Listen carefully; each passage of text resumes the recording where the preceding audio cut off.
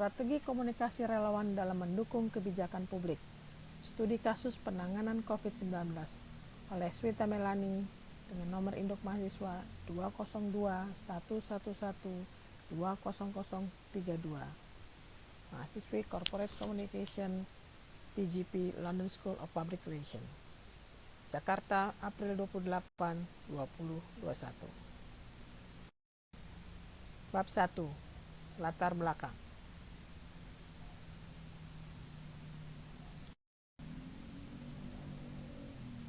Coronavirus Disease 2019 diawali dengan penemuan kasus penyakit yang menyerang pernafasan yang gejalanya mirip flu, batuk, dan demam di Wuhan, China pada 31 Desember 2019 yang kemudian diketahui menyebabkan paru-paru basah akut hingga sesak dan berakibat kepada kematian.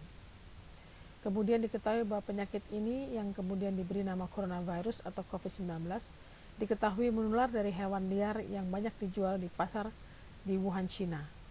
Sejak ditemukannya COVID-19 di Wuhan, penyebaran dengan cepat terjadi di dataran China. Januari 2020, pemerintah Thailand melaporkan kasus yang sama, dan domino efek segera terjadi menyusul Amerika, Filipina, kapal pesiar Yokohama Bay, hingga Februari 2020, virus ini resmi diberi nama COVID-19. Indonesia mengumumkan kasus kematian pertamanya pada tanggal 11 Maret 2020, seorang WNA yang dirawat di Rumah Sakit Sanglah, Bali. Virus menular melalui udara dan air liur kita bersin atau berbicara. Akhirnya pada 11 Maret 2020, WHO atau World Health Organization menyatakan bahwa wabah coronavirus sebagai pandemik dunia.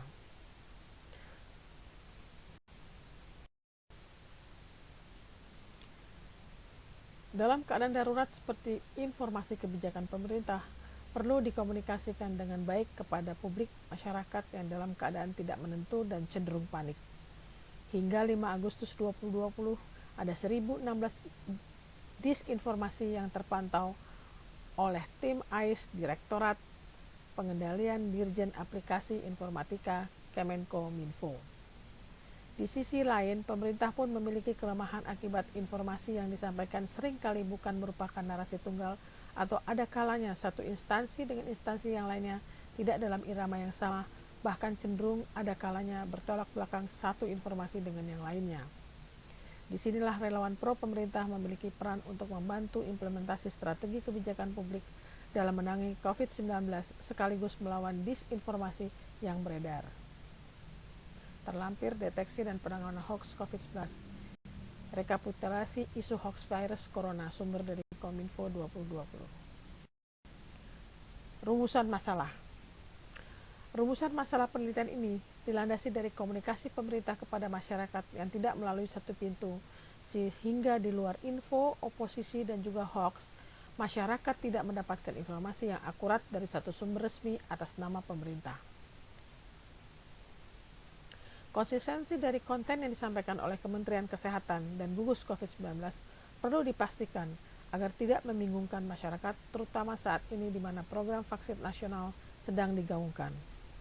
Oleh karena itu, komunikasi pemerintah terkait informasi penanganan COVID-19 ini harus didukung oleh semua pihak, terutama masyarakat. Penggunaan relawan menjadi sangat penting sebagai salah satu strategi komunikasi pemerintah kepada masyarakat agar tepat sasaran. Pertanyaan yang akan dijawab dalam penelitian ini. Pertanyaan pertama, bagaimana kondisi komunikasi dan sosialisasi kebijakan publik terkait COVID-19 di Indonesia? Pertanyaan kedua, apa peran relawan menyikapi disinformasi terkait kebijakan publik dalam menangani COVID-19? Pertanyaan ketiga, apa peran relawan dalam mengimplementasikan strategi komunikasi kebijakan publik dapat dimaksimalisasikan? Tujuan masalah: mengkaji kondisi strategi komunikasi dan sosialisasi kebijakan publik terkait COVID-19 di Indonesia. Mengungkap peran relawan dalam mengimplementasikan kebijakan publik dalam menangani COVID-19.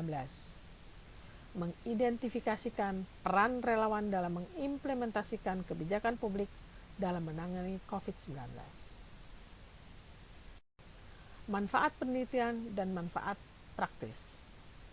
Diharapkan dapat memberikan manfaat bagi kalangan peneliti dan akademis yang ingin mengkaji lebih jauh mengenai implementasi strategi komunikasi relawan dalam mendukung kebijakan publik, khususnya terkait penanganan COVID-19, dan guna menambah literatur kajian studi dalam pemanfaatan penyertaan relawan dalam kebijakan publik. Hasil penelitian ini diharapkan dapat memberikan manfaat bagi pemerintah mengenai strategi komunikasi relawan dalam mendukung kebijakan publik khususnya dalam penanganan COVID-19 dan dapat memberikan masukan kepada pemerintah dalam penyusunan pedoman implementasi dan komunikasi kebijakan kepada masyarakat umum.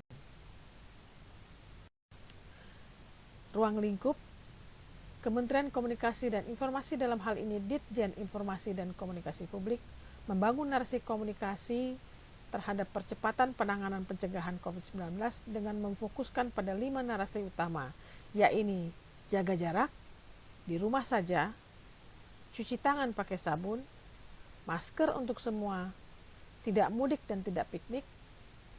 5 tema tersebut merupakan narasi kunci yang dikembangkan dan menjadi pijakan bagi penentuan agenda setting.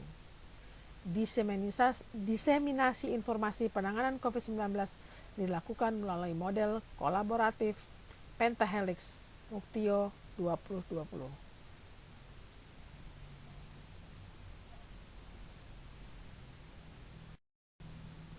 Bab 2. Kerangka teoritis. Teori yang digunakan: strategi komunikasi, Communication Persuasion Matrix, Diffusion Innovation Theory, Agenda Setting Theory, Kebijakan Publik, Pandemic, Coronavirus Disease, Kerangka konseptual. Pertama, strategi komunikasi. Pengertian daripada strategi komunikasi adalah perencanaan dalam penyampaian pesan yang terdiri dari kombinasi beberapa unsur komunikasi, yaitu frekuensi, formalitas, isi, dan saluran komunikasi, agar pesan yang disampaikan mudah diterima dan dipahami, tak dalam mengubah sikap atau perilaku sesuai dengan tujuan dan maksud daripada komunikasi tersebut. Effendi, halaman 2011. Dalam strategi komunikasi ini akan dikaji tujuan strategi komunikasi, ruang lingkup strategi komunikasi, khalayak, menentukan tujuan, menyusun pesan. Teori yang kedua adalah Communication Persuasion Matrix. Adalah pendekatan persuasi yang digagas oleh William McGuire. Model ini disebut juga dengan model input-output. Variabel komunikasi masukan meliputi berbagai komponen-komponen komunikasi seperti sumber, pesan, saluran komunikasi, dan khalayak. Berbagai unsur komunikasi tersebut merupakan elemen penting bagi sebagian besar model komunikasi. Perilaku dalam konteks kampanye melibatkan tindakan inti yang direkomendasikan dalam pesan. Teori yang ketiga adalah Diffusion Innovation Theory. Teori difusi inovasi yang dicetuskan oleh Everett M. Rogers dalam bukunya yang berjudul Diffusion of Innovation tahun 2003, yang memaparkan bahwa dalam difusi inovasi terdapat tahap yang dimana seseorang mulai menilai terhadap ide baru itu dihubungkan dengan situasi kehidupan masyarakat saat ini dan masa depan mendatang, dan juga masyarakat akan menentukan untuk mencoba atau tidak. Seperti dalam diagram terlihat bahwa sebelum proses, pada saat proses, dan konsekuensinya. Teori yang keempat adalah agenda setting teori. Teori yang digagas oleh Max McCombs dan Donald Shaw ini menekankan bahwa media massa memiliki kemampuan untuk mentransfer hal yang menonjol yang dimiliki oleh sebuah berita dari news agenda mereka kepada publik agenda. Menurut Bernard C. Cohen dalam Barron and Dennis tahun 2007, page 13. Agenda setting teori adalah teori yang menyatakan bahwa media massa berlaku merupakan kemampuan media massa untuk mentransfer dua elemen, yaitu kesadaran dan informasi ke dalam agenda publik dengan mengarahkan kesadaran publik serta perhatiannya kepada isu-isu yang dianggap penting oleh media massa. Dijelaskan bahwa pers mungkin tidak berhasil banyak waktu dalam menceritakan orang-orang yang berpikir, tetapi berhasil mengalihkan para pemirsa dalam berpikir tentang apa. Selanjutnya, kebijakan publik. Kebijakan publik termasuk di dalamnya adalah tata kelola negara, governance, mengatur interaksi antar negara dengan rakyatnya. Sebagaimana dijelaskan Nugroho 299/11 dalam buku kebijakan publik yang ditulis oleh Eko Handoyo, setiap pemegang kekuasaan pasti berkepentingan untuk mengendalikan negara sekaligus juga mengelola negara. Mengelola berarti mengendalikan dengan menjadikannya lebih bernilai. Pemerintah suatu negara dalam mengelola negara agar lebih bernilai melalui apa yang disebut dengan kebijakan publik. Inilah tugas pemerintah atau negara sesungguhnya. Dalam gambar disampaikan dimensi tugas negara, sumber dari Nugroho tahun 2009, memimpin, mengelola, mengendalikan. Mengendalikan, mengelola, memimpin. Kemudian juga ada studi kebijakan, penyebab dan konsekuensinya terlihat dalam gambar ini. Teori selanjutnya adalah pandemik. Istilah pandemik merujuk pada penyakit yang meluas secara geografis seperti kolera, influenza, dan virus HIV atau AIDS. Pandemik dikategorikan sebagai transregional, dua wilayah atau negara yang berbatasan di dunia. Antar regional, dua wilayah atau negara yang tidak berbatasan atau tetangga, dan global. Taubenberger dan Morens tahun 2009. Pandemi juga disyaratkan perpindahan penyakit atau penyebaran melalui transmisi yang dapat berpindah dari satu tempat ke tempat lain, seperti penyebaran penyakit dari orang ke orang yang disebabkan oleh virus pernafasan influenza SARS.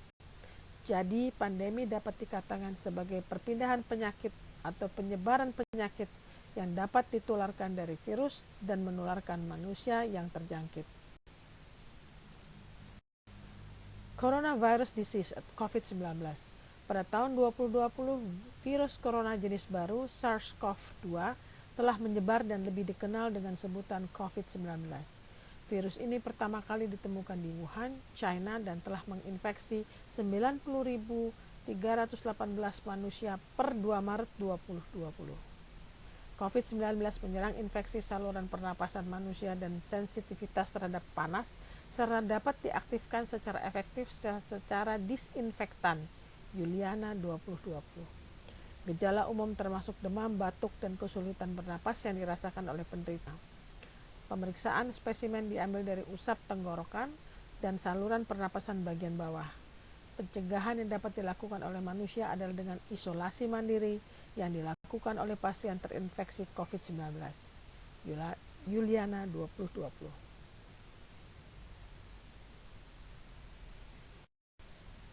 Kerangka kerja penelitian. Seperti dalam tampak adalah dalam gambar adalah kerangka kerja penelitian, difusi inovasi dan olahan penulis 2021, di mana strategi komunikasi relawan dalam mendukung kebijakan publik, kemudian difusi inovasi yang dibagi dalam inovasi, saluran komunikasi, jangka waktu, dan sistem sosial. Dalam penanganan COVID-19 di Indonesia berjalan dengan lancar dan merata. Bab 3, metodologi. Paradigma penelitian. Paradigma penelitian adalah perspektif atau cara pandang penelitian yang digunakan bagaimana peneliti melihat berita, mempelajari fenomena. Cara yang digunakan adalah dalam penelitian dan cara yang digunakan dalam menginterpretasikan temuan. Paradigma yang digunakan dalam penelitian ini adalah paradigma konstruktivisme. Paradigma ini merupakan paradigma penelitian yang melihat suatu realita dibentuk dari berbagai macam latar belakang sebagai konstruksi realita tersebut. Puji Laksono 2016. Metode penelitian. Dalam penelitian ini, peneliti menggunakan metode penelitian kualitatif deskriptif dengan studi kasus. Peneliti memilih metode ini untuk mendeskripsikan secara detail bagaimana strategi komunikasi relawan dalam mendukung kebijakan publik dengan studi kasus penanganan COVID-19, khususnya sosialisasi dan pelaksanaan vaksin COVID-19 di DKI Jakarta. Menurut Kiryantono, tahun 2012, page 6566, studi kasus adalah metode riset dengan menggunakan sumber data sebanyak mungkin sehingga dapat digunakan untuk meneliti, menguraikan, dan menjelaskan dalam berbagai bidang baik individu, kelompok, suatu program, dan organisasi, serta suatu peristiwa. Menurut Denscom dalam Pembayun 2013 page 248-249, studi kasus memiliki karakteristik sebagai berikut. Menyoroti suatu peristiwa, menggunakan penelaahan mendalam, berfokus kepada hubungan antar aspek kasus dan proses, bersnya, menggunakan beberapa sumber dan metode. Teknik pengumpulan data, kita menggunakan data primer dan data sekunder. Data primer, pengumpulan data primer diperoleh melalui wawancara mendalam in-depth atau focus group discussion FGD. Nomen 2014 page 46 menjelaskan data primer merupakan data yang diperoleh dalam penelitian yang berasal dari hasil wawancara mendalam atau in-depth interview yang dilakukan oleh penulis dengan narasumber untuk memperoleh temuan peneliti yang dapat dikaji lebih lanjut. Sementara data sekunder diperoleh melalui studi pustaka. Dalam penelitian ini, peneliti menggunakan data sekunder yang telah diperoleh melalui data baik dari laporan internal organisasi relawan, media massa, internet maupun buku-buku terkait. Kriyantono 2012 page 42. Narasumber. Peneliti telah memilih narasumber yang akan melakukan wawancara secara mendalam untuk mendapatkan informasi mengenai penelitian ini. Peneliti menentukan kriteria yang dapat dijadikan acuan pemilihan narasumber wawancara mendalam. Narasumber berpendidikan minimal S1, memiliki latar belakang pendidikan dan aktivitas pekerjaan di pemerintahan atau ahli dalam public policy. Narasumber memahami dan mengerti tentang COVID-19, diutamakan dari gugus tugas COVID-19 atau lembaga penerus pengganti. Narasumber memiliki aktivitas sebagai relawan aktif dalam penanganan COVID-19. Sementara untuk FGD, para narasumber atau peserta diskusi yang diajak tidak harus memiliki bidang keahlian di strategi komunikasi atau kebijakan publik. Namun peserta adalah pihak-pihak yang mendukung peranan relawan dalam mengimplementasikan kebijakan publik dalam menangani COVID-19. Fokus penelitian.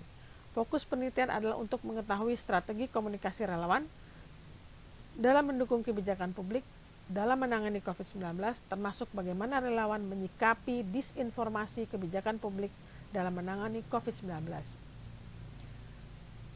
Dalam fokus penelitian ini dibagi dalam objek, strategi komunikasi relawan dalam mendukung kebijakan publik, studi kasus penanganan COVID-19, dimensi, difusi inovasi, elemen, inovasi, saluran komunikasi, jangka waktu, evidensi, gagasan atau tindakan atau barang yang dianggap baru oleh seseorang. Alat untuk penyampaian pesan-pesan inovasi dari sumber kepada penerima. Proses keputusan inovasi dari mulai seseorang mengetahui sampai memutuskan untuk menerima atau menolaknya. Kemudian pengukuhan terhadap keputusan itu sangat berkaitan dengan dimensi waktu. Paling tidak dimensi waktu terlihat sistem sosial dalam A. Proses pengambilan keputusan inovasi, keinovatifan seseorang relatif lebih awal atau lebih lambat dalam menerima inovasi, kecepatan pengadopsian inovasi dalam sistem sosial, kumpulan unit yang berbeda secara fungsional dan terikat dalam kerjasama untuk memecahkan masalah dalam rangka mencapai tujuan bersama. Proses putusan provinsi terdiri dari elemen tahap pengetahuan, tahap persuasi, tahap pengambilan keputusan, tahap implementasi, dan tahap konfirmasi. Sementara evidensi yang terkait dengan elemen belum memiliki informasi mengenai inovasi baru. Tahap persuasif, individu tertarik pada inovasi dan aktif mencari informasi detail mengenai inovasi.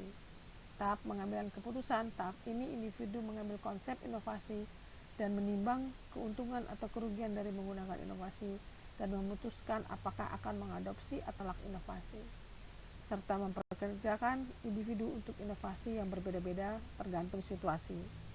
Keputusan dibuat, seseorang kemudian akan mencari pembenaran atas keputusan mereka. Teknik analisa data. Menurut Morrison 2019 dalam bukunya berjudul Riset Kualitatif memaparkan bahwa penelitian kualitatif analisis data sudah dimulai pada saat penelitinya terjun ke lokasi untuk melakukan pengumpulan data, seperti melakukan wawancara, pengumpulan dokumen yang berkaitan. Sedangkan menurut Bogdan dan Bicklin 2007 dalam Gunawan 2017 page 20, analisis data adalah proses pencarian pengaturan secara sistematik hasil wawancara, catatan-catatan, dan bahan-bahan yang dikumpulkan untuk meningkatkan pemahaman terhadap semua hal yang dikumpulkan dan memungkinkan menyajikan yang ditemukan. Proses analisa data yang dimaksud adalah pengumpulan data, reduksi data, data display, penarikan kesimpulan, dan verifikasi. Teknik pemeriksaan. Menurut Sugiono tahun 2018 page 189 dalam bukunya Metode Penilaian Kualitatif memaparkan bahwa triangulasi dalam pengujian kredibilitas ini diartikan sebagai pengecekan data dari berbagai sumber dengan berbagai cara dan berbagai waktu.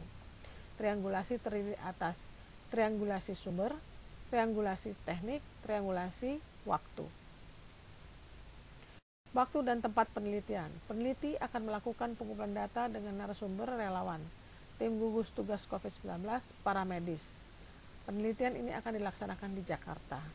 Lokasi penelitian akan dilaksanakan di kantor atau di tempat resmi lainnya yang ditentukan secara bersama dan tidak menutup kemungkinan pengumpulan data primer akan dilakukan secara online.